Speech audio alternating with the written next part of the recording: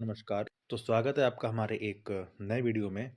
तो जैसा कि आपको सभी को पता है कि कल UP triple SC junior stand 2022 की वैकेंसी आई थी। उसमें जो 62 पद थे, कल पेपर हुआ था। पेपर में आप लोगों ने हिंदी देख ही ली होगी कि हिंदी किस लेवल की आई थी और कैसे आपको उसकी तैयारी करनी चाहिए। अब आगे जो 5512 वाले बच्चे हैं, 2702 वाले भी हैं, स्टेनो वाले भी हैं, अब उनको और ज़्यादा तैयारी करने की ज़रूरत है। हालांकि ये 2022 का है, सिलेबस थोड़ा चेंज भी हुआ है, इसमें यूपी जीके इतनी नहीं पूछी है, कंप्यूटर नहीं आया है, लेकिन आप हिंदी देखकर आइडिया लगा सकते हैं कि पेपर कैसा आया है। तो आज हम इसी पेपर के सॉल्यूशन के बारे में बात करने वाले हैं कि इसमें क्या क्या क्वेश्चन के आंसर होंगे। तो चलते हैं। सबसे पहले पहला क्वेश्चन हमारे पास में, कृति नहीं पढ़ी गई, सॉरी कृति नहीं पढ़ी, बाग में कौन सा वाच है। तो इसमें आपका आंसर होगा कर्तवाच। पहला वाला आंसर इसमें सही होगा। अगला, हृदय में संचित, दूसरा क्वेश्चन देखो, हृदय में संचित रति आदि स्थायी भावों का कार्य मन और वचन की चेष्टा के रूप में प्रकट होना क्या कहलाता है। तो ये अगर आप अपनी, चाहे आप लूसेंट की देखेंगे हिंदी और या फिर आदित्य की, जो भी आपके पास में है, दूसरा पॉइंट ही इस क्वेश्चन का आंसर मिल जाएगा दोनों बुक में। तो इसका आंसर है विभाव। दोनों का आंसर मिल गया। थर्ड में, निम्नलिखित में से पर्यायवाची शब्द कौन सा है। देखिए, हुताशन माने क्या होता है, आग। अनल माने होता है आग। ओक माने होता है बंजू। और दहन माने होता है आग। तो ये भी अलग है, ये भी अलग है। तीसरा, पुरंदर। जो पुरंदर होता है वो इंद्र का पर्यायवाची होता है, और जो इंदिवर होता है वो कमल का पर्यायवाची होता है। हेरंब गणेश का पर्यायवाची होता है, और कंसारी मतलब अरि मारना, कंस को मारने वाला मतलब कृष्ण। तो दोनों अलग हैं, यहाँ पर भी अलग है, यहाँ पर भी अलग है। तो कौन सा शब्द सेम है, पहला ही वाला ठीक है इसका। ओके। अगला आते हैं, साहित्य दर्पण के रचनाकार कौन है। साहित्य दर्पण के रचनाकार है पंडित विश्वनाथ। इनका बी वाला आंसर इसका राइट होगा। चौथे का आंसर हो गया। अब आगे चलते हैं हम लोग। फिफ्थ क्वेश्चन, कौतुकार्थ अनुपयुक्त वचन एवं विकृति रूप रचना से आह्लाद युक्त। अब देखिए यहाँ पर क्या है, कौतुकार्थ मतलब कौतूहल से देखना, है ना। इसका मतलब ये होता है कौतूहल। आह्लाद मतलब हर्ष और खुशी होना जहाँ पर होता है। तो अगर यहाँ जहाँ पर कभी आता है तो उसका मतलब क्या है, ये हास्य रस की यहाँ पर बात की जा रही है। आगे बढ़ते हैं। महादेवी वर्मा ने कौन सी नहीं लिखी है। सांद गीत लिखी है, गीत पर भी लिखी है, आपने पढ़ाई होगा, निहा, रश्मि, नीरजा, यामा। सांद गीत आत्मिका भी उन्हीं की है। शोकोच्छ्वास ये इन्होंने नहीं लिखी है, ये है जयशंकर प्रसाद की। वही जयशंकर प्रसाद आपको पता ही होगा जिन्होंने लिखी थी कामायनी। ओके। ये हो गया सिक्स। जब उपमेय या प्रस्तुत का उत्कृष्ट उपमान या अप्रस्तुत के रूप में संभावना का कल्पना की जाए तो वहाँ पर कौन सा होता है। यहाँ पर आपका उत्प्रेक्षा अलंकार होता है। ओके। संभावना या कल्पना की जाए, कल्पना मतलब आपने पढ़ाई होगा, उत्प्रेक्षा में जानो मानो इस तरह के जो वर्ड आते हैं वो उत्प्रेक्षा अलंकार में आते हैं। क्वेश्चन नंबर एट्थ, निम्नलिखित में से विकल्प का शब्द तत्सम बताना है। तत्सम मतलब जो संस्कृत वाले शब्द होते हैं, और तद्भव का मतलब होता है कि जो संस्कृत से हिंदी में आ गए, उसके बारे में बताना है। तो पहला वाला अगर हम देखेंगे, साध। साध का मतलब क्या होता है कि जो श्राद्ध होता है उसको बोलते हैं साध, श्राद्ध। साग, साग का मतलब जो साग होता है, ये वाला साग। ओके, शाक। सेठ, सेठ का मतलब श्रेष्ठ। मतलब पहले में आप देखेंगे तो ये दोनों तद्भव हैं, मतलब तीनों ही तद्भव हैं। नेक्स्ट आते हैं रीस, सॉरी रास। राशि किसका होता है, ये रास का तत्सम होता है राशि। राशि रात का होता है। दूसरा आता है रीस। रीस का मतलब होता है ईर्ष्या करना। ओके। और तीसरा रुदन। तो यहाँ पर भी आपका तत्सम तीनों में नहीं होंगे, क्योंकि यहाँ पर रास आपका दिख गया है। तीसरा शीशम। शीशम का जो शीशम का तत्सम होता है शंसपा, आपने देखा ही होगा। और शशि जो होता है वो चंद्र का होता है, चंद्रमा, शशि चंद्र का ही होता है। और यहाँ पर शक्कर, शर्करा, शर्करा ये भी नहीं होगा। प्रतनु पहचान और प्रतिविज्ञान। अब इसमें देखते क्या होता है, प्रतनु मीन्स होता है बहुत पतला। ओके, बहुत पतला प्रतनु, ये तो आपका तत्सम है। पहचान ये तद्भव है, और प्रत्याभिज्ञान इसका मतलब भी पहचान ही होता है। दोनों का मतलब पहचान, ये तो पहचान है ही, इसका मतलब भी सेम होता है। तो यहाँ पर अगर देखा जाए 8वें में तो हमें कोई नहीं दिखता है, तो इसका हो जाएगा उपर्युक्त में से कोई नहीं। ये होगा आपका 8वें का आंसर। क्वेश्चन नंबर 9 में बिहारी की रचना सच सही में से किस भाषा का प्रयोग किया गया? क्वेश्चन नंबर 9 सच सही किस भाषा का प्रयोग किया गया? तो ब्रज भाषा का प्रयोग किया गया है। ओके। क्वेश्चन नंबर 10 कारक सूचित करने के लिए संज्ञा या सर्वनाम को जो आगे प्रत्यय लगाए जाते हैं उन्हें क्या बोलते हैं? ये क्वेश्चन आप सभी लोगों ने पढ़ा ही होगा। किसको बोलते हैं? विभक्ति, विभक्ति बोलते हैं। क्वेश्चन नंबर 11 किस विद्वान द्वारा तक भर मात्र वैसा जैसा आजकल परसों आदि अव्यय नहीं है क्योंकि इनके आगे कारक की विभक्ति? इसका तो आंसर कामता प्रसाद गुरु ही है। ओके। इच्छु, इच्छु माने एक, सभी बच्चों ने पढ़ा होगा। नेक्स्ट आते हैं हम लोग। काल का सकल मही छाई जन बरसु ऋतु प्रकट बुढ़ाई। अब देखो कहाँ पर है? जानो मानो तानो, सारा का सारा किस में आता है आपका? जब भी इस तरह से आता है तो वहाँ पर क्या होता है? उत्प्रेक्षा अलंकार। इनका गलत लगा दिया है, उत्प्रेक्षा अलंकार होगा ये। रीतिकाल को श्रृंगार काल की संज्ञा किसने दी? क्वेश्चन नंबर 14 आचार्य विश्वनाथ प्रसाद मिश्र, इन्होंने रीतिकाल को श्रृंगार काल की संज्ञा दी, आचार्य विश्वनाथ प्रसाद मिश्रा जी ने। क्वेश्चन नंबर 15 उन्मादी किसकी है? सुभद्रा कुमारी चौहान की है। ये रचनाएं बहुत पूछी गई हैं इस बार। क्वेश्चन नंबर 16 कुसुम शश शब्द का पर्यायवाची नहीं, किसका पर्यायवाची नहीं है? देखो कंदर्प, ये भी होता है कामदेव, मनसिज कामदेव, पंचसर कामदेव, तीनों पर्यायवाची होते हैं इनके। देव नदी गंगा होती है। ओके। अब इसमें कुसुम शश किसकी नहीं होता है? अब देखो कुसुम शश में कहीं बुक में भी नहीं मिला है, कहीं पर नहीं मुझे मिला है कुसुम शश किसका होता है। तो या तो इसका आंसर गंगा होगा या तो उपकृत में से कोई भी नहीं, ये भी हो सकता है। ओके। अब कुसुम शश में हथियार होता है, तो जहाँ तक है इसका देव नदी ही होना चाहिए। अगला क्वेश्चन 17 है आपके पास में कि रामाज्ञा प्रश्न किसने लिखी है? इसका आंसर तुलसीदास, इसका आंसर तुलसीदास हो जाएगा। क्वेश्चन नंबर 80 भरत मुनि ने अपने नाट्य शास्त्र में 8 भावों की बात कही गई है। Okay. Question number 90 Makhanlal Chaturvedi को किस पुस्तक के लिए साहित्य अकादमी पुरस्कार मिला था? इनको मिला था हिम तरंगिणी पुस्तक के लिए। क्वेश्चन नंबर किस वाक्य में अधिकरण कारक होता है? अधिकरण में पेपर आपको पता ही होगा, कर्ता ने कर्म को कर्ण से संविधान के लिए पादान से वाला जो आपने सभी लोगों ने कारक पढ़ा होगा। तो 20 का हो जाएगा पुस्तक पर मेज रखी है। अब क्वेश्चन नंबर आते हैं हम लोग 21 पे। जहाँ दो वस्तुओं को में भिन्नता रहते हुए भी उनके रूप में रंग रूप गुण स्वभाव आदि की समता की जाए वहाँ पर कौन सा अलंकार होता है? ओके। इसमें कौन सा अलंकार होगा? ये ठीक है, इनका भी इसमें रूपक अलंकार होता है। अच्छी क्वेश्चन, ठीक है। और नेक्स्ट क्वेश्चन है शिव बावनी के रचनाकार हैं भूषण। बहुत इंपॉर्टेंट क्वेश्चन है शिव बावनी वाला। पर्णकुटी का विग्रह होना, पर्णकुटी का क्या विग्रह होगा? पर्ण से बनी कुटी, पत्तों से बनी कुटी। किस विद्वान ने प्रविशेषण को अंतर विशेषण कहा है? ये क्वेश्चन खैर मुझे नहीं पता है क्या इसका आंसर है। इसको आगे बढ़ जाते हैं। Question number 25। हाँ, पर्णकुटी हो गया, 24 हो गया, 25। अच्छा ओके, 25 पे आते हैं हम लोग। छंद के कुल कितने अंग होते हैं?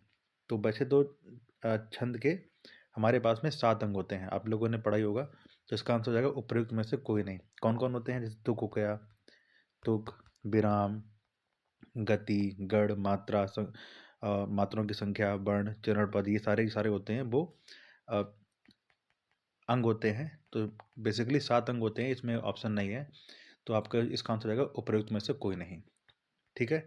आधुनिक हिंदी कविता में बिंब विधान के लेखक कौन है? अज्ञेय है, केदारनाथ है, मुक्तिबोध है और या रघुवीर साय। तो इसका आंसर हो जाएगा केदारनाथ सिंह। रचनाएं बहुत आ गई हैं। सैयद इब्राहिम किसका वास्तविक नाम था? रसखान का नाम था। छंद की प्रथम चर्चा कहाँ हुई है? क्वेश्चन 28।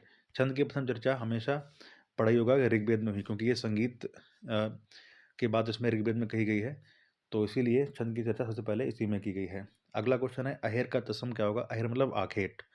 तो क्वेश्चन नंबर 29 का ए इसका आंसर सही हो जाएगा। किसी भाषा के मूल शब्द को क्या कहते हैं? किसी भाषा का मूल मतलब बेसिक इसका जो होता है वो होता है इसका तत्सम शब्द। तत्सम से तद्भव बनता है, आपको पता ही होगा। ठीक है, तो ये आपका हो गया हिंदी का। अब आगे चलते हैं हम लोग। नेक्स्ट क्वेश्चन हमारा आता है रीजनिंग। एक परिवार में श्री प्रकाश शुक्ला, अरे गैंगस्टर याद आ गया। श्री प्रकाश की पत्नी और उनके दो विवाहित भाई हैं, उन जिनमें से एक के दो बच्चे हैं और दूसरे से कोई संतान नहीं है। परिवार में कुल कितने सदस्य हैं इसकी हमको पता करना है। ओके, अब जैसे मान लीजिए एक परिवार में श्री प्रकाश की पत्नी, जैसे श्री प्रकाश हो गए, यहाँ लिख लेते हैं श्री प्रकाश शुक्ला गैंगस्टर और प्लस उनकी वाइफ, दो लोग ये हो गए। ठीक है, उसके बाद में और उनके दो विवाहित भाई हैं, दो विवाहित भाई हैं तो उनकी वाइफ भी होंगी। टोटल कितने हो गए? 4 लोग। ओके, मतलब ये तो 2 हो गए और अगर विवाहित हैं तो हर दोनों की पत्नियां भी होंगी। टोटल 4 हो गए। होने के बाद में जिनमें से एक के 2 बच्चे हैं और दूसरे के कोई संतान नहीं है, जिसमें से एक के 2 बच्चे हैं। अब मान लीजिए किसी के 2 बच्चे हैं, टोटल पूछा गया है कि परिवार में कुल कितने सदस्य हैं। तो एक तो श्री प्रकाश शुक्ला और उनकी वाइफ 2 लोग ये, और इनके भाई, भाई की पत्नी, फिर भाई, भाई की पत्नी। ओके, 4 ये और 2 बच्चे। एक की शादी अभी नहीं हुई है इसलिए बच्चे नहीं हुए। 4 2 6 2 8, टोटल कितने हो गए? इनके 8 सदस्य हो गए। तो इन्होंने ये क्वेश्चन का आंसर गलत लगाया, उपरोक्त में से कोई नहीं, और ये भी है तो इसका आंसर हो जाएगा क्वेश्चन नंबर इसका बी, 8 बच्चे सदस्य हो जाएंगे। अब आगे बढ़ते हैं हम लोग। क्वेश्चन नंबर 32, सर्वथा भिन्न चुनिए। वर्ग, गोला, आयत और वृत्त, ऊपरी में से कोई नहीं। इसमें आपका देखिए, चाहे वर्ग हो वो 2 डायमेंशनल है, और उसके बाद में गोला 3 डायमेंशन है, आयत 2 डायमेंशन है, और वृत्त ये भी आपका 2 डायमेंशन है। तो इसका आंसर हो जाएगा स्फेयर। ये इनका सही क्वेश्चन है। क्वेश्चन नंबर 32 के बाद में अब हम आएंगे क्वेश्चन नंबर 33 पर। रहा हूँ तो मेरे 2-3 क्वेश्चन इसके आंसर निकल रहे हैं। कहीं 20√2-1 निकलवा रहा है, कहीं 0 निकल रहा है। ओके, और इसको मैं थोड़ा बाद में बताऊंगा, इसमें नहीं निकल पा रहा हूँ सही है। 34 पे आते हैं, ये देख लेते हैं। 35 लीटर दूध और पानी के मिश्रण में शुद्ध दूध और पानी का अनुपात 4:1 है। यदि मिश्रण में 7 लीटर पानी मिला दिया जाए तो परिणामी मिश्रण में दूध और पानी का अनुपात क्या होगा? देखिए इस क्वेश्चन में क्या होगा कि हमारे पास में कितना है? 35 लीटर है, इसमें मिल्क भी है और हमारे पास में वाटर भी है। ओके, इसमें मिश्रण में शुद्ध दूध और पानी, मतलब ये हम कर लेते हैं मिल्क और ये हम कर लेते हैं वाटर। तो ये वाटर और मिल्क में रेशियो है वो 4:1 है। 4 यूनिट मिल्क है, 1 यूनिट हमारे पास में क्या है? वाटर है। टोटल कितना हो गया? 5 यूनिट। और ये 5 यूनिट कितने के बराबर है हमारे पास में? 35 लीटर के बराबर है। इतना मान चल गए। तो 1 यूनिट कितना निकलेगा यहाँ से? ये नीचे आ जाएगा 7 यूनिट, 7 के बराबर आ जाएगा। 1 यूनिट बराबर 7 के बराबर आ जाएगा। अब अगर 7 के बराबर हमारे पास में आ जाएगा तो अब हम यहाँ से निकाल लेंगे कि 1 यूनिट 7 के बराबर आ जाएगा। तो मिल कितना आ जाएगा हमारे पास में? 28, 7 4 28, और 7 आ जाएगा पानी। मतलब जो 35 लीटर का मिक्सचर था इसमें 28 लीटर पानी है और 28 लीटर मिल्क है और 7 लीटर पानी है। ये बात समझ आ गई आपके? ये हमारा निकल गया है। उसके बाद में क्या किया गया है कि यदि मिश्रण में 7 लीटर पानी और मिला दिया जाए, देखिए 1 मिनट, हाँ ये आ गया कि 35 में हमारे पास में पहले से ही 28 लीटर क्या था? मिल्क था, और 7 लीटर हमारे पास में पानी था, मतलब वाटर था। अब इन्होंने क्या किया है कि इसी में 7 लीटर और पानी मिला दिया। ठीक, तो परिणामी मिश्रण में दूध और पानी का अनुपात क्या हो जाएगा? अब देखिए अगर हम 35 लीटर में 7 लीटर और मिला देंगे तो ये कितना हो जाएगा? 14 लीटर हो जाएगा। 7 मिला देंगे 14 लीटर। ओके, मिल्क की जो हमारे पास में क्वांटिटी थी वो 28 ही थी, तो मिल्क हमारे पास 28 रहा, जबकि जो पानी था वो 14 लीटर हमारे पास हो गया। ये रेशियो कितना आ जाएगा, 14 बन जा 40, 14 टू जा 28, तो 2:1 हमारे पास में इसका आंसर आ जाएगा। इसका क्वेश्चन नंबर 34 का ए बिल्कुल राइट है। आगे बढ़ते हैं हम लोग, मिटा दें, 34 हो गया। क्वेश्चन नंबर 34 के बाद में 35। देखिए ये वाले क्वेश्चन हैं, मुझे नहीं लगता कि इन वाले क्वेश्चन मुझे कुछ आपको बताना चाहिए। सिंपल क्वेश्चन होते हैं, जो कॉमन होते हैं हम लोग उनको निकाल लेते हैं। जैसे ईट वेल कीप सेव, ला माराटा जो भी है, keep thing better than bad, सारामा। ये अगर आपने अरिहंत पढ़ी होगी रीजनिंग, तो अरिहंत में जो पहला चैप्टर है उसी में क्वेश्चन आते हैं। तो इसमें जैसे इस बच्चे ने बनाया है, सर्कल बना दिया है, जो कॉमन है, ईट को इसने रिप्रेजेंट किया ट्रायंगल से, सेव से, तो इसको बताने को जरूरत नहीं, मुझे लगता है कि आप लोग कर ही लेंगे। ठीक है, अब अगला क्वेश्चन हमारे पास में आता है 37। एक आयत की लंबाई 40% बढ़ा दी जाती है और आयत की चौड़ाई 14% बढ़ा दी जाती है, तो आयत में कुल कितना क्षेत्रफल में वृद्धि हुई। देखो इसे क्वेश्चन करने के बहुत से मेथड आप लोगों ने पढ़े होंगे मैथ्स में, कुछ फॉर्मूलेज होते हैं। अगर हम देखें तो एक होता है plus minus A plus minus B into plus minus A into B upon 100। Okay, अब इसमें क्या होता है, अगर कोई चीज़ बढ़ रही है तो हम प्लस रखते हैं और घट रही है तो माइनस रख लेते हैं। सभी बच्चों को इस फार्मूला का प्लेसमेंट तो पता ही होगा, जो बच्चे रीजनिंग पढ़ते होंगे या मैथ्स पढ़ते होंगे। तो इसमें क्या होगा, 40% बढ़ा, फार्मूले से देख लो, 40% प्लस और प्लस, ये बढ़ गया 40 plus A plus B into 14 into 14 sorry 40 into 40 over 100। 0 से 0 कैंसिल हो गया, ये 40 कितना हो जाएगा 80, और उसके बाद में प्लस 4 चौक 16, ये हो जाएगा, प्लस यहाँ पर होता है, प्लस माइनस यहाँ पर भी होता है, तो 80 और 16 कितना हो जाएगा 96। अगर यहाँ पर 96 है तो 96 राइट हो गया। अब इस बच्चे ने क्या किया है कि इसने देखा 40% बढ़ गई, 40% डायरेक्ट 80% मार दिया। एक हमारे पास में तरीका ये होता है, दूसरा तरीका कि एक मेथड हमारे पास में इसको करने का ये होता है कि हमारे पास मान लीजिए लेंथ है, एक मिनट, हाँ, हमारे पास में लेंथ है और ब्रेड्थ है और हमें इसका निकालना है एरिया। ओके, पहले हमारे पास में लेंथ थी 100, अब इसमें से क्या किया उन्होंने कि इसको 40% लंबाई बढ़ा दी, मतलब 100 से कितना हो गया 140। वहीं पर इन्होंने ब्रेथ को क्या किया कि पहले मान लीजिए ब्रेथ भी 100 थी, 100% में है, अब आप स्क्वायर ना समझ लेना क्योंकि यहाँ पर लेंथ है, लेंथ अपने आप में चाहे लेंथ तो ब्रेथ अपने आप में 100 होती है, इसको भी इन्होंने क्या किया कि 140 बढ़ा दिया, दोनों हो गई। अब देखिए फार्मूला क्या होता है कि एरिया होता है एल इंटू बी, सभी को पता होगा, area of rectangle L into B होता है, तो 100 का मल्टीप्लाई 100 में हो जाएगा, तो यहाँ पर निकल आएगा एरिया 1 2 3 4, 1 2 3 4 हो गया। अब उसी तरह से जो एरिया, अब हम नई वाली जो हमारे पास में ये आई है लेंथ और ब्रेथ, इसका भी मल्टीप्लाई कर लेंगे तो इसका भी एरिया निकल आएगा। 14 मल्टीप्लाई 14 कितना होता है 196, ओके, और डबल ज़ीरो, ये आ गया हमारे पास में। तो हमारे पास एरिया में कितना चेंज आया, देखो 0 से 0 कैंसिल, 0 से 0 कैंसिल, मतलब पहले अगर हमारे पास में एरिया 100 था तो वहाँ से हमारे पास में एरिया हो गया 196, मतलब 100 से 196 पहुँचने में कितना बढ़े हम 96, तो इसलिए यहाँ से भी 96, एक आपका तरीका ये हो गया निकालने का। ओके, अब हमारे पास में एक मेथड आता है जिसको बोलते हैं ratio method.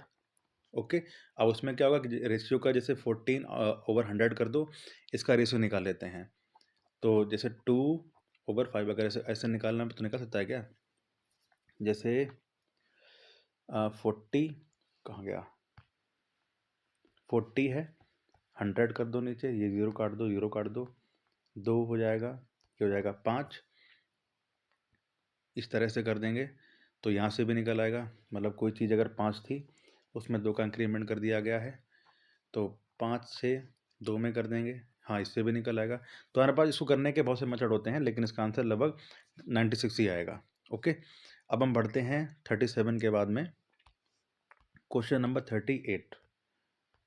Question number 38 mirror image है, तो मिरर इमेज आपको दिख ही रहा होगा यहाँ से कि ये वाला इसका आंसर हो जाएगा। इसने ये भी गलत कर दिया क्या, ये क्वेश्चन नंबर 38 का सी हो जाएगा। क्वेश्चन नंबर 38 के बाद में आते हैं हम लोग 39 में। क्या क्वेश्चन है इसमें?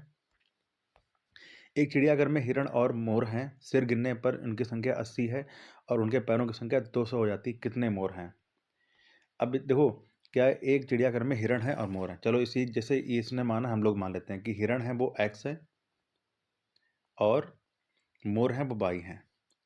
अब देखो, जो भी जानवर हैं सभी का सिर तो एक ही होगा, तो सिर गिनने पर इनकी संख्या कितनी होगी? 80। तो सभी का एक एक सिर होगा, इसके भी और इसके भी, दोनों को जोड़कर 80। मतलब टोटल दोनों लोग मिलाकर 80 हैं, हिरण भी हैं और शेर भी हैं। और उनके पैरों गिनने की संख्या 200 है। अब अगर हिरण होंगे तो हिरण कितने पैर होंगे? 4 पैर होंगे। ओके। और उसके बाद में जो पैर की संख्या, हाँ, और मोर हैं, मोर के 2 पैर होंगे, तो हमने 2 पैर कर दिया मोरों के लिए। और टोटल मिला के कितना हो जाएगा? मतलब संख्या, पैरों की संख्या होगी 200। ठीक है, इस तरह से। अब हम लोग इस तरह क्वेश्चन है, एक आपकी लीनियर इक्वेशन बन चुकी है, आपने 10th में पढ़ी होगी, इनको कैसे सॉल्व करते थे कि अगर हमारे पास में कोई भी ऐसी इक्वेशन आ गई है तो सॉल्व करने का एक सिंपल सा मेथड और इजी सा मेथड क्या होता है कि हम लोग इनके जो फैक्टर होते हैं, एक्स और वाई वाले एक्सपोनेंट होते हैं, इनको बराबर कर लेते हैं। चलिए मान लीजिए यहाँ मल्टीप्लाई कर लिया, तो मल्टीप्लाई बाई अगर हम 2 कर लेते हैं, क्योंकि यहाँ पर 2 है, तो ये भी आपका हो जाएगा 2x 2y, और यहाँ मल्टीप्लाई हो जाएगा, कितना हो जाएगा? 160। ये हो जाएगा। इतना समझ में आ गया? अब इसमें से क्या करेंगे, हम लोग माइनस कर लेते हैं, यहाँ माइनस, यहाँ माइनस, यहाँ माइनस। ठीक, तो अगर हम माइनस करेंगे तो ये तो कैंसिल हो जाएगा। ये कितना जाएगा? 2x में से 4x चले जाएगा, माइनस का 2x। यहाँ पर 160 में से 200 माइनस होगा, कितना हो जाएगा हमारे पास में? माइनस का 200 में से 60 गए, एक 40 हो जाएगा। माइनस से माइनस कैंसिल, 2 से 2 कैंसिल, 4 हो जाएगा, तो x बराबर आ जाएगा 20। तो जो हमारे पास में x किसको माना था? हमने हिरण को माना था। हिरण हमारे पास में आ गया 20। टोटल कितने थे? टोटल हमारे पास में उनकी संख्या, सिर गिनने पर 80 संख्या है, तो जो 80 में से 20 हटा देंगे तो वो निकल आएगा मोरों की संख्या। तो मोर कितने हो जाएंगे हमारे पास में? 60 हो जाएंगे। 60 है कहीं इसमें आंसर? हाँ 60। तो इसका आंसर हो जाएगा हमारे पास में सी। ये इसका आंसर हो जाएगा। होपली कि आप लोगों को शायद क्वेश्चन समझ में आ गया होगा। 40 की क्वेश्चन नंबर 40 में कहा गया है कि मेरे कोई भाई नहीं है। एक कोई व्यक्ति है, मान लीजिए कोई व्यक्ति है, उसने कहा है, एक तस्वीर को इशारा करते हुए कहा, थोड़ा सा इसको हम जूम कर लेते हैं साइड में। साइड में जूम नहीं हो पाएगा ना, ऐसे कर लेता हूँ। इतना कर लेता हूँ।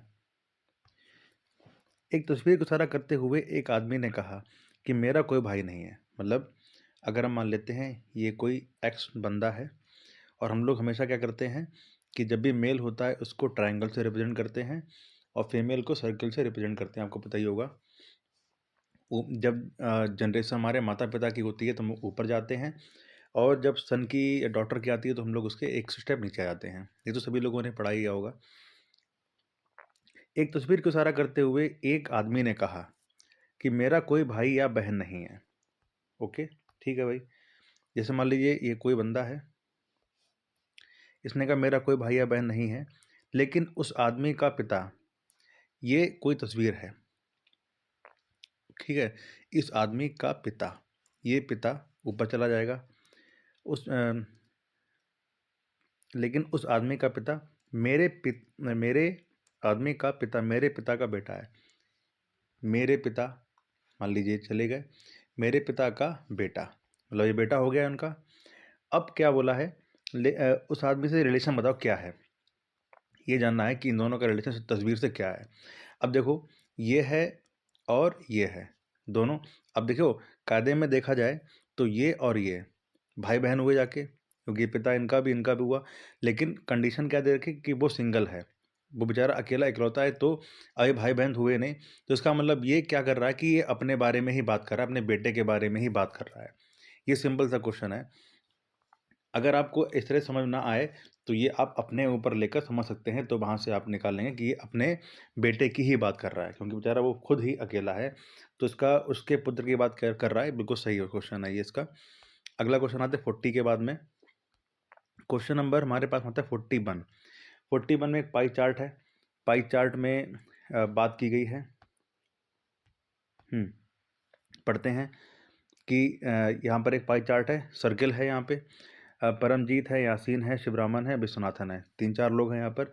और क्वेश्चन है कि क्वेश्चन क्या बोल रहा है, नीचे दिए गए पाई चार्ट में एक 4 विद्यालय है, विद्यालय में 4 छात्रों के बीच में क्या हुआ, इलेक्शन हुआ जिसमें कुल वोटों की संख्या 720 थी।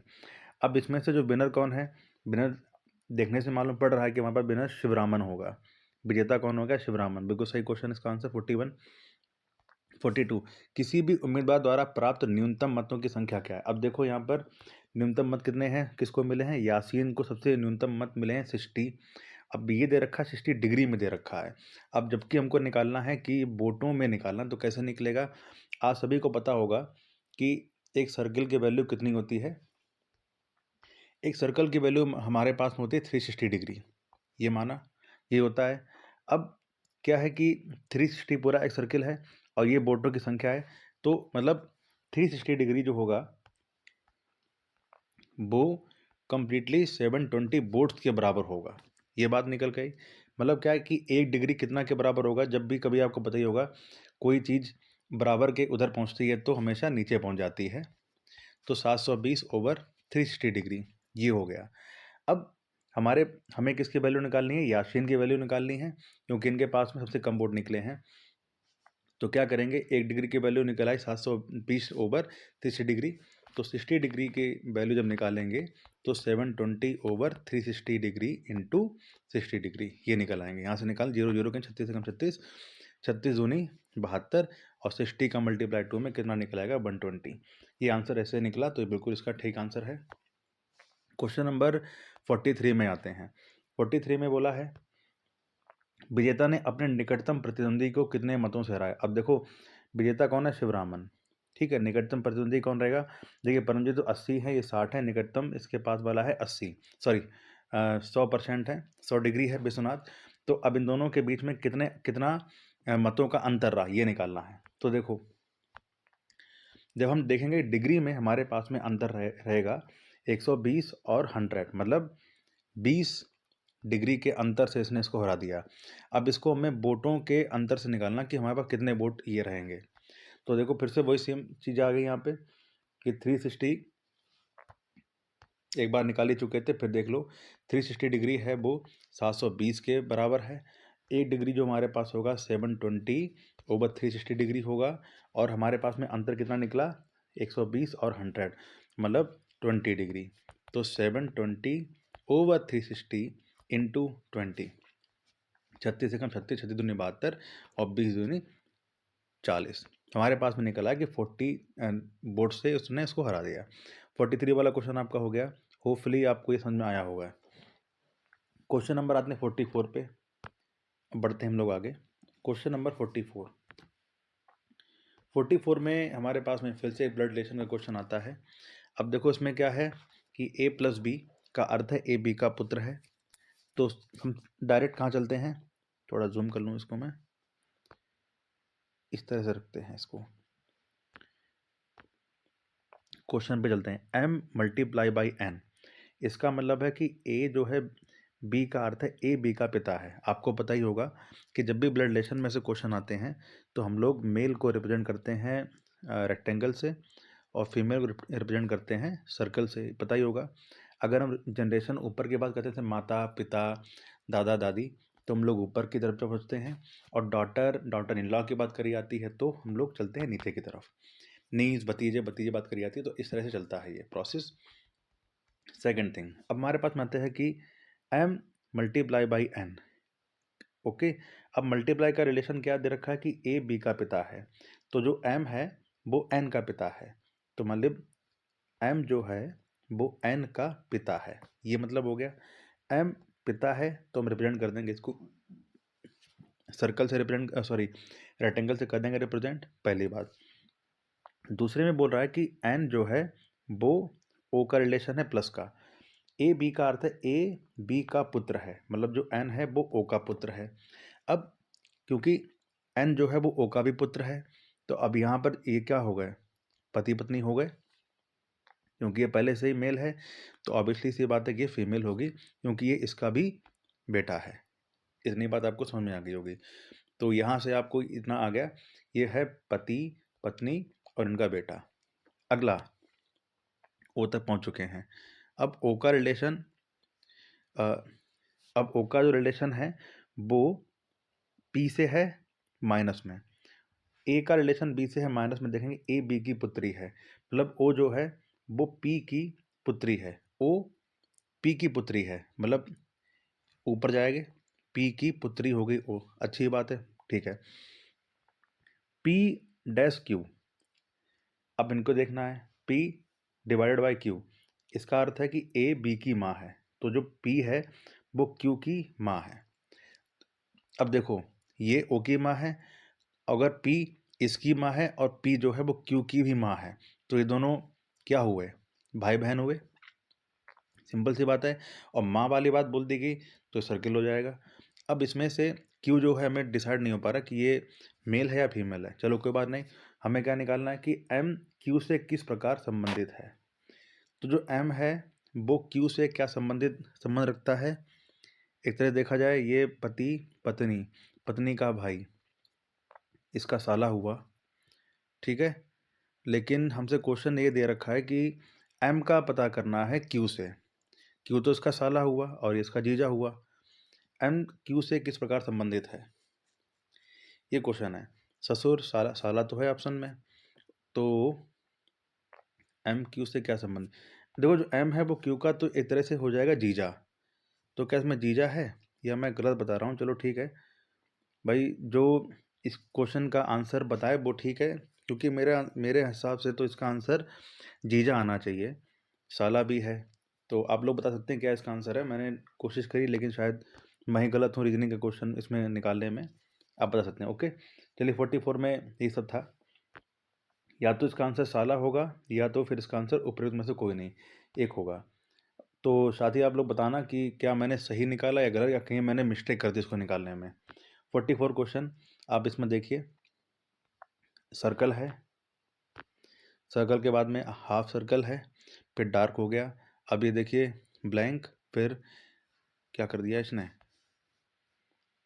अच्छा उसने खुद बना दिया, तो ठीक है, सी वाला उसने खुद बता दिया है कि इसका आंसर सी है, तो मतलब क्या है, ये पूरा ब्लैंक था फिर उसने हाफ ब्लैंक कर दिया। ओके ठीक है, सही इसका सी। आगे आते हैं क्वेश्चन नंबर 46, ये है आपका, ये वाले क्वेश्चन हमेशा कहीं सहायक में आते हैं, तो इन वाले क्वेश्चन की प्रैक्टिस आप करते रहिए। क्वेश्चन इसमें है एक्स का अर्थ है डिवाइड, अब माइनस है, माइनस का मतलब क्या है, माइनस का अर्थ है मल्टीप्लाई, ठीक है, 3 मल्टीप्लाई बाई 15 ब्रैकेट है, डिवाइडेड बाय 19 डिवाइडेड बाई, अब डिवाइडेड का अर्थ है प्लस, चलो भाई प्लस कर दिया और ये कर दिया मैंने 19, ठीक है। अगला है मल्टीप्लाई का क्या अर्थ है, मल्टीप्लाई का अर्थ है, मल्टीप्लाई कहाँ गया, अच्छा मल्टीप्लाई का अर्थ है डिवाइड, ठीक है, डिवाइडेड बाई 8, ओके। फिर माइनस का अर्थ है, माइनस का अर्थ है मल्टीप्लाई, मल्टीप्लाई बाई कहाँ गया, हमारे पास में 8 तक हो गया, प्लस, कंफ्यूज कर दिया इस लड़के ने यार इसका मैंने देख के, हाँ डिवाइड 8 और प्लस का अर्थ कहाँ पे, प्लस का अर्थ है माइनस, अच्छा ये है माइनस, माइनस का 6, ये क्वेश्चन है। तो ये आप निकालेंगे 5 3 15 45 हो जाएगा, प्लस 19 हो जाएगा, ये दोनों मल्टीप्लाई हो जाएंगे, और सबसे पहले हम क्या करते हैं, ब्रैकेट ओपन करते हैं और डिवाइड करते हैं, तो हम डिवाइड कर लेंगे इसको, 45 9 6 9 15 दिया 45 और 19, हमारे पास 64 हो जाएगा, 9 5 14 और 4 और 5 6, 64 ओवर 8 ही हो जाएगा, और उसके बाद में ये हो जाएगा डिवाइड, ये नीचे आ जाएगा 8 और माइनस का 6, तो 8 8 जा और 8 में 6 क्या 2, इसका आंसर आ जाएगा सेकंड, ठीक है, सेकंड आंसर आ जाएगा। 47 क्वेश्चन 5, ये क्या क्वेश्चन है भाई, 47 5 71 9 7 7 9 63 15 3। ठीक है, ठीक है, इसको मैं बाद में देखता हूँ भाई, प्लीज़ बाद में। अब इसके बारे में 48 का क्वेश्चन देखते हैं कि तो अब हमारे पास में क्वेश्चन नंबर आता है 48 क्वेश्चन, जिसमें हमको पता करना है कि इसमें कितने ट्रायंगल हैं, इसमें हमें कितने ट्रायंगल हैं ये पता करना है। तो सबसे पहले बेसिक थ्योरी क्या होती है कि अगर हम मान लीजिए ट्रायंगल बनाते हैं, ये एक बेसिक होता है कि अगर कोई ट्रायंगल बना है और अगर बीच में से एक लाइन से काट देते हैं तो यहाँ पर 3 ट्रायंगल होंगे। ट्रायंगल नंबर 1, ये दूसरा ट्रायंगल और ये तीसरा पूरा वाला ट्रायंगल, ये 3 ट्रायंगल हो जाते हैं। कलर हम कर लेते हैं चेंज। उसके बाद अब जैसे हमारे पास में फिगर ये दिया हुआ था कि इसमें कितने ट्रायंगल होंगे, जो गिवन क्वेश्चन है। तो आप देखो, सबसे पहले हम बड़ा ट्रायंगल बनाएंगे, ये बना दिया। अब लाइन देखेंगे हम, ये वाली लाइन थोड़ा साइड में ले लें, अच्छा इसको इस तरह से मैंने लिया। अब ये वाली जो लाइन है, अगर ये लाइन हम इसको बीच से निकालेंगे तो यहाँ पर 3 ट्रायंगल पहले से ऑलरेडी हो जाएंगे। उसके बाद अब अगर हम देखें, ये वाली लाइन अगर ड्रॉ करते हैं तो ये लाइन अगर ड्रॉ करेंगे तो हमारे पास में अब दूसरा ट्रायंगल बन जाएगा ये वाला, और ये यहाँ पर भी 1 2 और ये पूरी 3 ट्रायंगल यहाँ हो जाएंगे। फिर सेकंड थर्ड हमारे पास में, अब आप इसी फिगर में देखेंगे कि ये वाली जो ये है और ये बीच से लाइन काट दी गई, एक हमारे पास में ट्रायंगल ही हो जाएगा, मतलब ये वाला ट्रायंगल हो जाएगा। तो यहाँ पर भी 1 2 और 3, 1 2 और ये 3 ट्रायंगल हो जाएंगे। तो 3 यहाँ पर और 3 पहले वाले, टोटल 9 हो गए। अब एक लाइन ये है आपकी, थोड़ा सा हम लोग इसको और एलोबरेट कर देते हैं, इस तरह से है ये और ये। अब इन्होंने ये ड्रॉ किया है, ये ड्रॉ किया है, तुम्हारे पास में अब एक ट्रायंगल बन जाएगा ये वाला। ओके, तो टोटल हो गए 10। उसके बाद लास्ट में अब इन्होंने क्या किया, यहाँ से ये काट दिया है। जब काटेंगे तो एक ट्रायंगल आपका ये दिख जाएगा, एक ये दिख जाएगा और तीसरा ये दिख जाएगा। ये नहीं होगा, ये क्वाड्रिलेटरल है, तो इस तरह से 3 आपके ट्रायंगल ये बन जाएंगे। टोटल कितने ट्रायंगल हो गए, 3 3 3 और एक पूरा वाला कंप्लीट, ये 10 और 1 2 और 3, टोटल हमारे पास में हो जाएंगे 13 यहाँ पर ट्रायंगल। तो इस तरह से आपका ये क्वेश्चन हो जाएगा। 13 ट्रायंगल अगर इसमें है तो आपका क्वेश्चन 48 का बी आंसर सही है।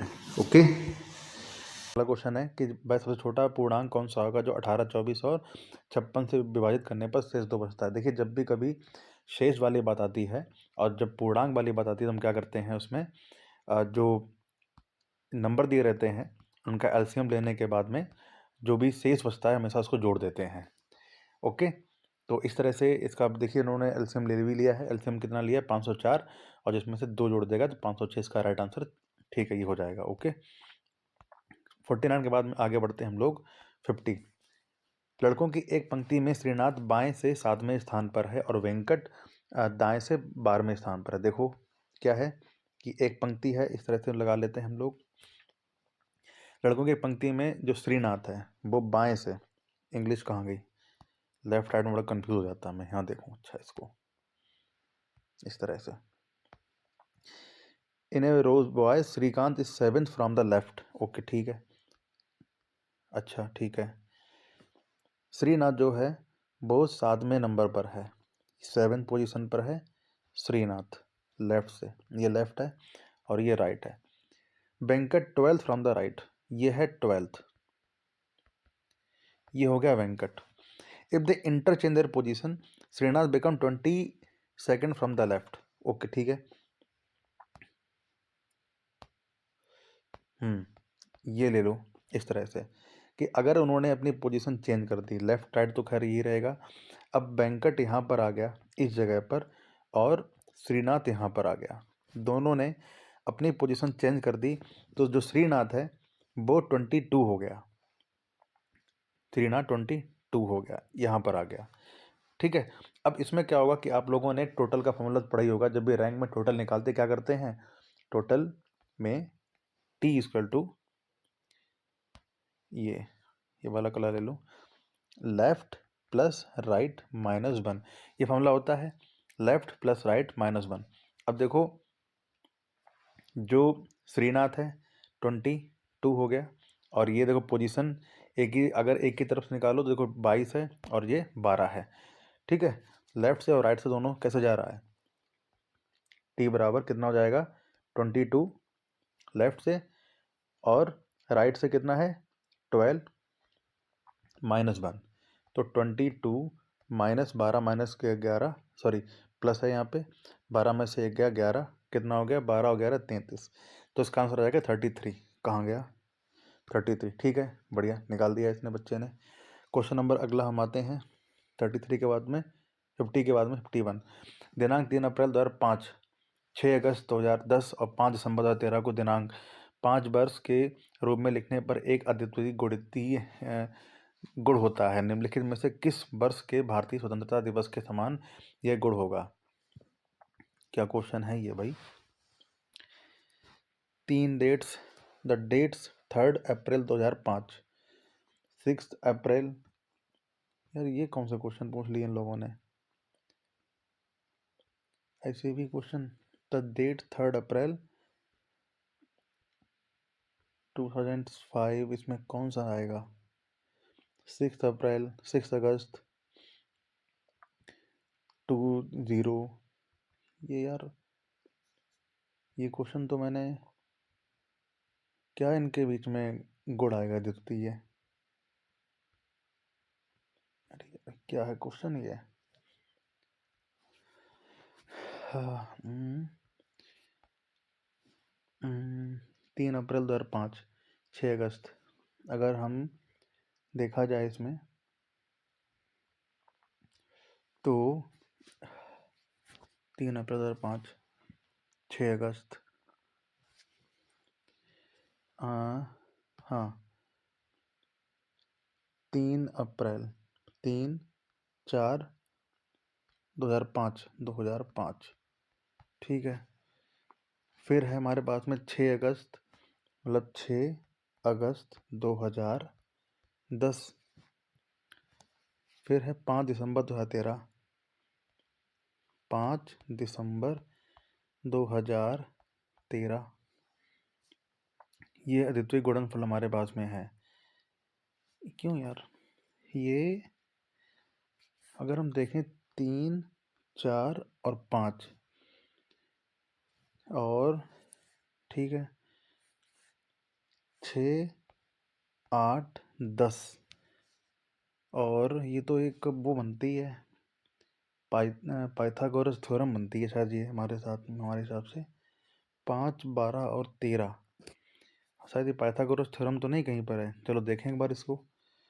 ये तो हम लोगों ने पढ़ा ही है मैथ में, पहले ही पढ़ा हुआ है कि 5, 12 और 13 और ठीक है। अब जब निकालना क्या है इसमें, निम्नलिखित में से किस वर्ष के भारतीय स्वतंत्रता दिवस के समान गुण होगा?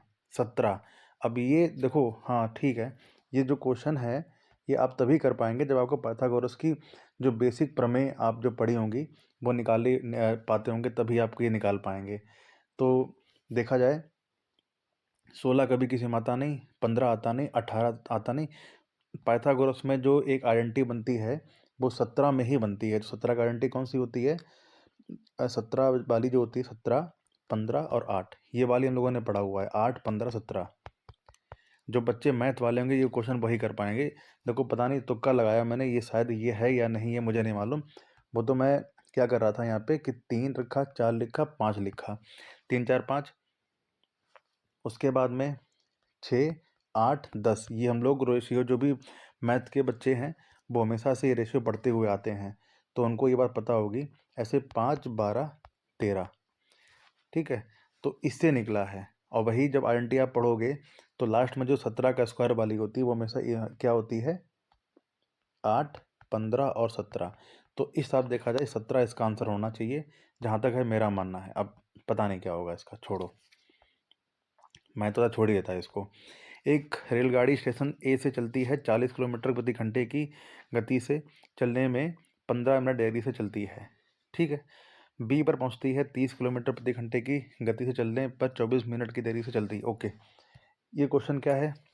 जैसे मान लीजिए कोई ट्रेन है, अगर वो एक प्लेस है ए और बी, और वो किसी एक निश्चित समय पर पहुंचती है, मान लीजिए टी है वो एक समय, जिसमें उसको पहुंचना होता है। लेकिन होता क्या है कि जब वो 40 घंटे, जैसे मान लीजिए स्पीड है, स्पीड S1 मान लेते हैं, 40 किलोमीटर पर आवर से जब चलेगी तब वो 15 मिनट देरी से पहुंचती है। 15 मिनट देरी, जो निश्चित टाइम था उससे 15 मिनट देरी से पहुंचेगी।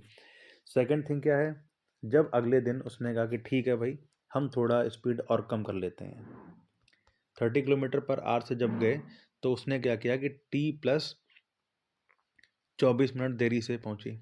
अब यहाँ पर आपको एक बात ये याद रखनी पड़ेगी कि जो स्पीड होती है वो हमेशा टाइम के इन्वर्स होता है। अब सिंपल सी बात है कि जब भी हम गाड़ी की स्पीड बढ़ाएंगे तो टाइम कम लगेगा किसी स्थान तक पहुंचने में, और जब हम स्पीड किसी की घटा देंगे तो टाइम हमेशा बढ़ेगा। सिंपल सा एक फार्मूला, आपको पता ही होगा ये बात। और दूसरा, आपने जब भी मैथ्स पढ़ी होगी तो आपने देखा होगा कि जो स्पीड और टाइम जो होते हैं उनका जो रेशियो होता है वो एक दूसरे के इन्वर्स होता है। ठीक है, जैसे कहने का मतलब क्या है मेरा कि यहाँ पर पहले हम लोग क्या करें, S1 S2 निकाल लेते हैं। S1 है हमारे पास 40 और S2 है हमारे पास में 30। तो इनका जो रेशियो, स्पीड का रेशियो कितना आया हमारे पास में, 4:3। तो वहीं पर ये स्पीड का रेशियो आएगा 4:3, तो टाइम का रेशियो हो जाएगा दोनों का इनवर्स, मतलब 3:4। ये आ गया, 3:4 आ गया। अब यहाँ पर क्या कि दोनों ट्रेनें लेट हुई। ठीक, अब देखो, जो यहाँ पर ये, इसको हम लोग हमेशा रेशियो में क्या लिखते हैं, यूनिट लिखते हैं। तो टाइम यहाँ पर कितना अंतर आया, 1 यूनिट का अंतर आया। ओके, यहाँ पर जो लेट, अब यहाँ पर निकाल लें हम, 24 मिनट है और 15 मिनट है। यहाँ पर टाइम का अंतर यूनिट में 1 यूनिट, और यहाँ पर 24 में से 15 चला जाएगा, कितना हो जाएगा, 9 के बराबर आ जाएगा। ओके, 9 मिनट का अंतर आ जाएगा यहाँ पे। अब क्वेश्चन है कि जब ये आ जाएगा हमारे पास में 9 मिनट, तो एक्चुअल हमारे पास में टाइम कितना रहेगा, 9 3 या 27, 27 मिनट उसको लगते हैं, ये आ जाएगा। अब क्या है कि 40 किलोमीटर प्रति घंटे से चलने के लिए, अब हमें निकालना क्या था, इसमें दोनों स्टेशनों के बीच की दूरी निकालनी थी। हमारे पास में, आपने पता ही होगा कि छोटे से हम लोग क्वेश्चन पढ़ते आते हैं कि चाल बराबर दूरी बटे समय। खूब पढ़ा हम लोगों ने, दूरी बटे समय। तो दूरी बराबर कितना हो जाएगा, दूरी बराबर समय गुणा चाल, ये हो जाएगा। दूरी बराबर समय गुणा चाल। समय हमारे पास में कितना है, अभी निकाला हम लोगों ने, 27, और चाल, पहली बार में चाल कितनी थी उसकी, 40 किलोमीटर। ये थे, ये आपकी आगे जाएगी डिस्टेंस। ये क्योंकि ये मीटर में, सॉरी ये मिनट में है, और ये पर आवर में, किलोमीटर पर आवर में है, तो उसको भी हम मिनट में चेंज कर लेंगे। ये कैंसिल हो गया, 2 से काटेंगे 2 बार, ये चला जाएगा 3 बार, 3 से काटेंगे 9 बार, 9 2 जा 18, कितना आ जाएगा इसका आंसर, 18 किलोमीटर पर आवर। तो इन भाई साहब ने क्वेश्चन गलत कर दिया है, इसका आंसर हो जाएगा 18 kilometre per hour. Question number 53, ये क्वेश्चन ठीक है, इस बच्चे ने निकाल दिया सी, इसका सी होगा अगर इसने जेतु, और ये आपका डिक्शनरी वाला क्वेश्चन है, कर ही लेंगे। क्वेश्चन नंबर 55 पे आते हैं। क्वेश्चन 55 देखो, आप अगर देखेंगे तो 75 माइनस, सॉरी 72, 3 है, फिर उसे 72 से माइनस 16 है, मतलब क्या है यहाँ पर एक के बाद एक अल्टरनेट चल रहा है। फिर वहीं पर 77 प्लस 80 प्लस 83, इस तरह से चल रहा है यहाँ पर, तो आपका ये आंसर निकल आएगा। क्वेश्चन नंबर 56 आ जाइए। हरित ग्रह प्रभाव के मुख्य जिम्मेदार क्या है, यहाँ पर क्या है, ग्रीन हाउस इफेक्ट के बारे में पूछा है। अब ये क्लोरोफ्लोरोकार्बन जो लगाया है, ये होता है आपका ओजोन लेयर को इफेक्ट करता है, जबकि यहाँ क्वेश्चन पूछा है ग्रीन हाउस के लिए, तो ये इसका आंसर है कार्बन डाइऑक्साइड। ओके,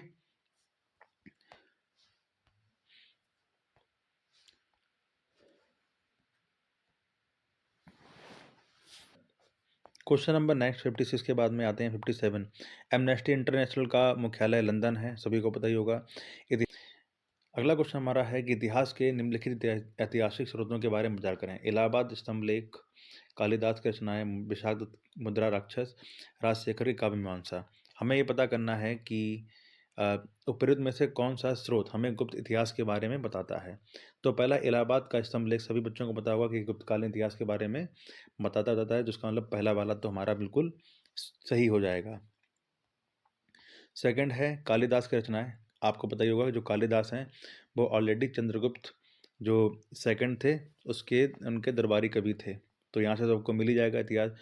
विशाखदत्त मुद्रा राक्षस, ये भी इतिहास से गुप्तकालीन इतिहास के बारे में बताते हैं। विशाखदत्त आपको पता ही होगा कि जो विशाखदत्त थे वो किसके पोइट थे, ये गुप्तकालीन थे। साथ में अब आते हैं हम लोग जो राजशेखर की काव्य मीमांसा।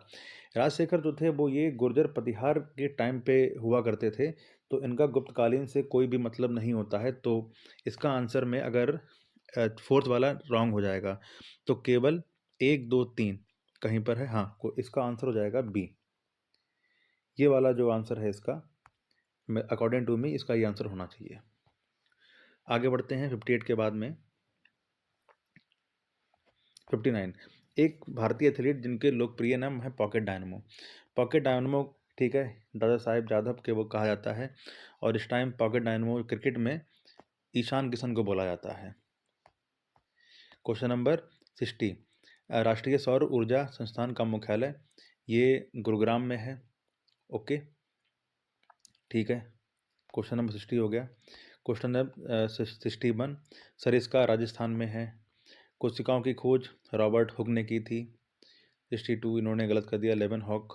63 वाला जो है इसमें है एका कोकस प्लेट मध्य अमेरिका के प्रशांत सागर में है, और Nazca plate Arabian plate Philippine plate. इसका आंसर जो है, जो कोकस प्लेट है वो मध्य अमेरिका प्रशांत प्लेट के बीच में पाई जाती है, तो इसका आंसर फिलीपीन प्लेट है, वो एशियाई, फिलीपीन एशिया तो होता ही है, तो यहाँ से हम लोग एक लगा सकते हैं कि इसका जो आंसर होगा बी होगा।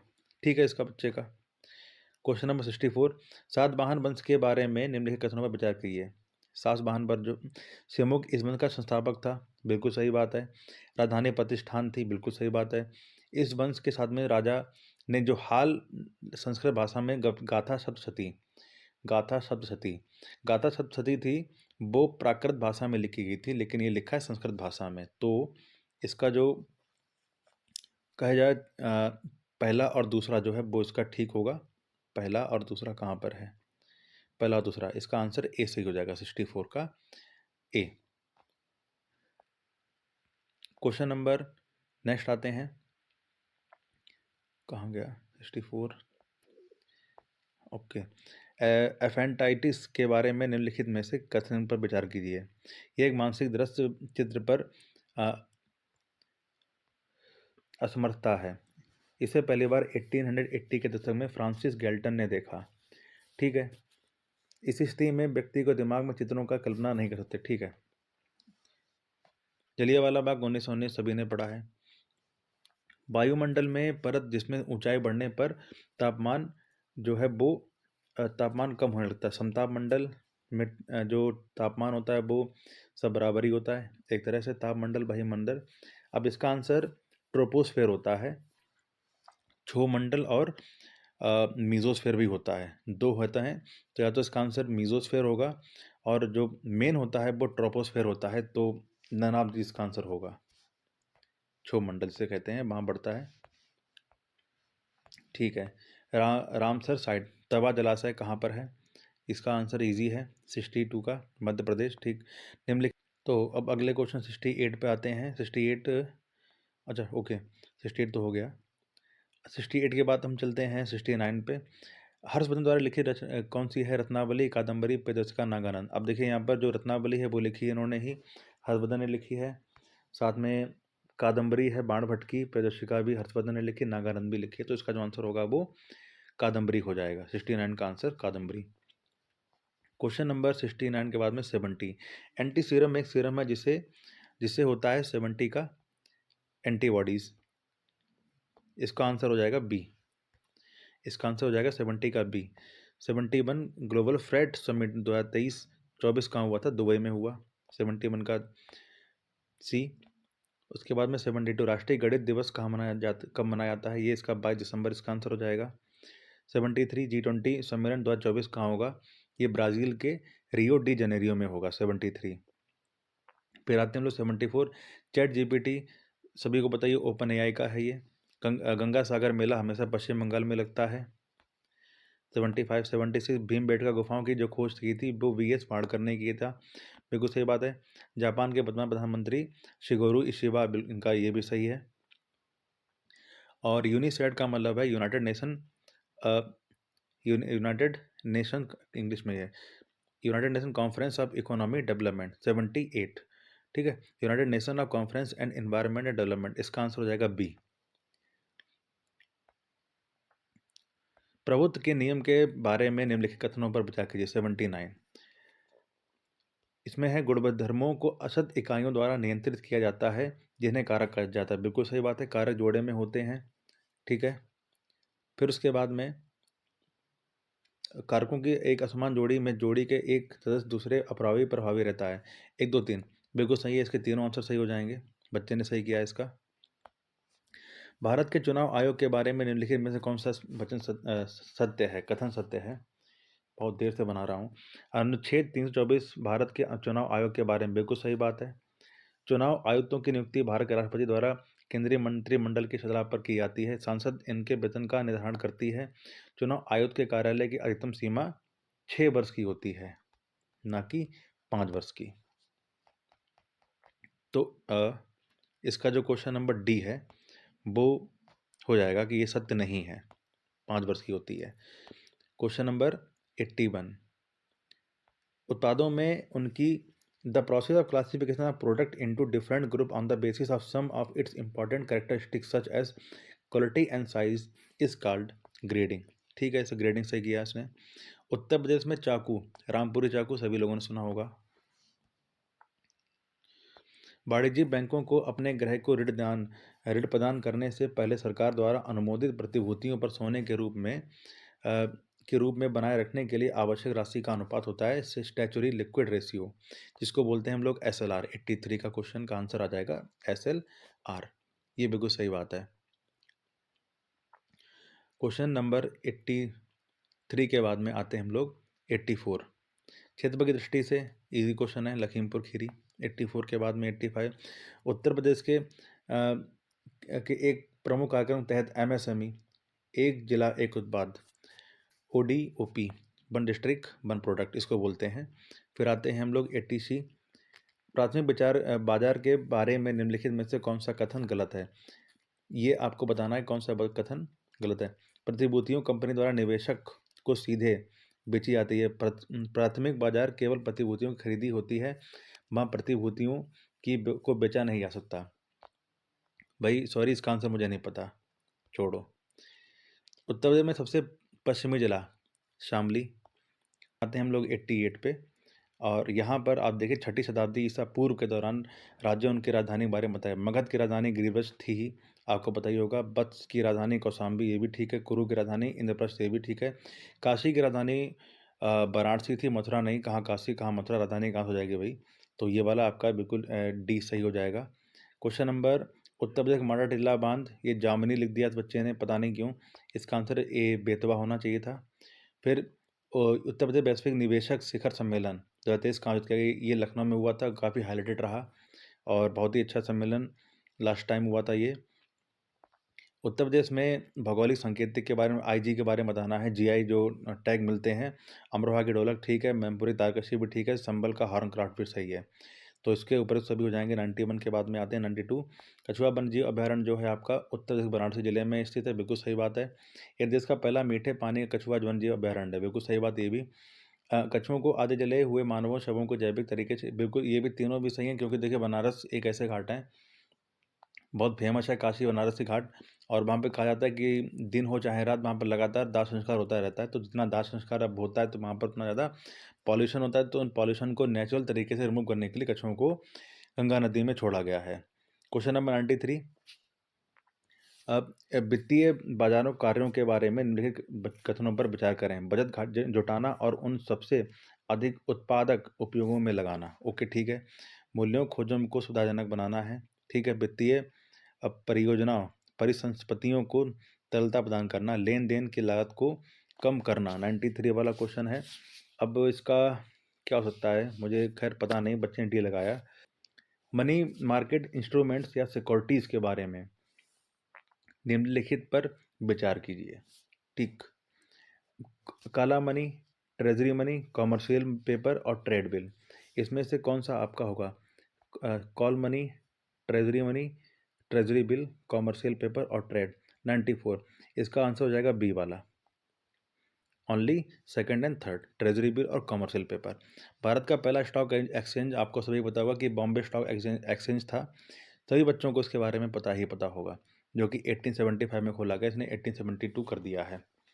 95, 96 क्वेश्चन आपका आता है, सेबी के विनियमित कार्यों के बारे में निम्नलिखित कथनों पर विचार करिए। दलालों और उपदलालों तथा बाजारों में अन्य खिलाड़ियों का पंजीकरण सही है, और उसके बाद में सामाजिक निवेश योजनाओं के म्यूचुअल फंडों का पंजीकरण, ये भी ठीक है। कंपनियों द्वारा अधिग्रहण बोलियों का विनियमन रेगुलेशन करना, ये भी ठीक है। अधिनियमों के उद्देश्यों को पूरा करने के लिए शुल्क का अन्य शुल्क लगाना। 96, इसका आंसर डी, ये सही होगा इसका। उत्तर प्रदेश के किस स्थान में वैदिक 3D संग्रहालय का निर्माण किया की घोषणा की गई? वैदिक के वाराणसी में करी गई है। 98, उत्तर प्रदेश राज्य राजमार्ग प्राधिकरण का गठन कब हुआ था? इसका आंसर आपका 98 का 2004 ही है, सही है। पहला यूपी निवेशक शिखर सम्मेलन आयोजित किया गया 2018 में। फिर उत्तर प्रदेश का धान कटोरा चंदौली को कहा जाता है। तो ये था आज का क्वेश्चन पेपर। 5512 वाले 2702 वाले बच्चे, एक्चुअली 1 घंटे लगातार बोलना तो मेरी जीभ लड़खड़ाने लगी है। और ये रात के अब कितना टाइम हो चुका है, 1:30 बजे मैं बना रहा हूँ आपके लिए वीडियो।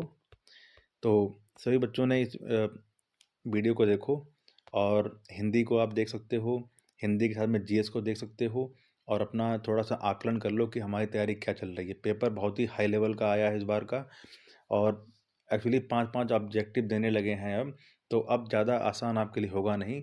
तो कोशिश करिए कि ज़्यादा स्टडी करें, डीपली स्टडी करें, तभी आपका अब आगे कुछ हो पाएगा। नहीं, यूपी ट्रिपल एससी अब बहुत ज़्यादा टफ हो गया है आपके लिए एग्ज़ाम निकालना भी। ठीक है, तो अब मिलते हैं अगले वीडियो में, तब तक के लिए नमस्कार।